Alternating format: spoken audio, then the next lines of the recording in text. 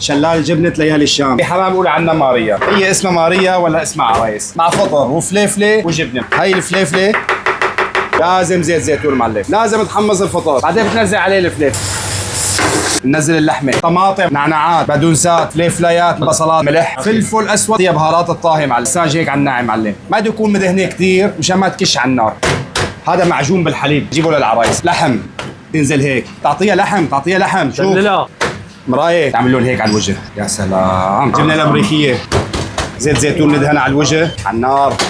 كيلو مشاوي معاها. يلا وهي الاوردرات الحمد لله هون. شوف الجبن حرام ينزل على النار. شوف ذهب من يا جوا. ويلي. شوف تكة ليالي الشام معلم، فيليه اخر وحده من هون. لا لا هذا الدلال معلم. يا ويل. ويلا يا ويلا. هذا شلال جبنة ليالي الشام، دبس رمان كريسبي كريسبي كريسبي معلم.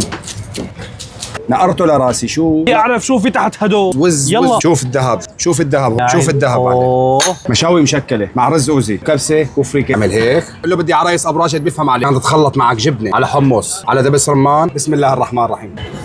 صار دور المشاوي الحقيقيه. بتحط كباب من هون، خيار سبايسي، كباب بندوره. بس اذا انت من عشاق الدبس رمان تعطيه هيك ليمونه. شوف على التأميرة، اقسم بالله ماني سخيان على كده. كانك انت عامل المشاوي على ذوق. بدكم تزورونا، زورونا وحياكم الله.